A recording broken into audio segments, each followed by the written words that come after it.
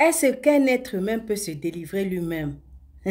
Jésus dit dans Matthieu chapitre 12, verset 19, lorsqu'un homme écoute la parole du royaume et ne la comprend pas, le malin vient et enlève ce qui a été semé dans son cœur. Cet homme est celui qui a reçu la semence le long du chemin. Celui qui a reçu la semence dans les endroits pierreux, c'est celui qui entend la parole et la reçoit aussitôt, avec joie, mais il n'a pas de racine en lui-même.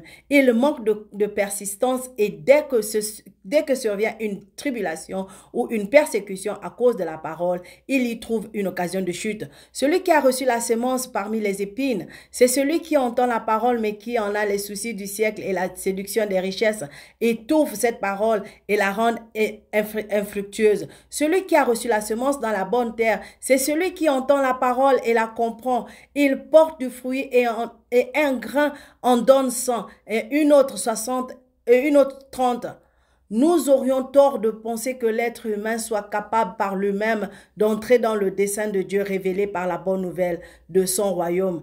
Quelqu'un est chargé d'attirer et de convaincre ceux et celles qui entendent la bonne nouvelle de Jésus-Christ. C'est le Saint-Esprit de Dieu. C'est le Saint-Esprit de Dieu qui choisit. C'est le Saint-Esprit de Dieu qui appelle. C'est le Saint-Esprit de Dieu qui convainc. Moi, par exemple, je suis là, je te donne la parole. Mais lorsque tu reçois la parole sans l'aide du Saint-Esprit, cette parole ne te sera d'aucun service. Ça ne va pas te rendre service. Ça te rendra service lorsque tu auras le Saint-Esprit de Dieu en toi qui va te convaincre de croire à ce que je suis en train de te dire. Et ce que je suis en train de te dire va transformer ta vie.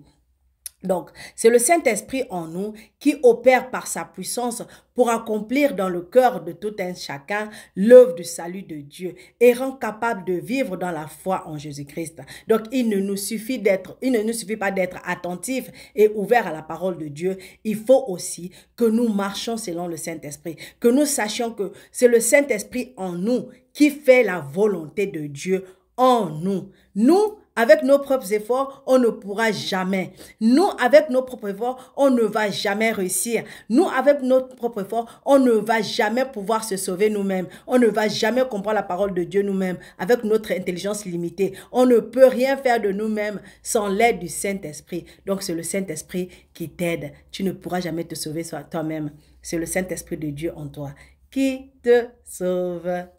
Alors, abonne-toi, commente et partage.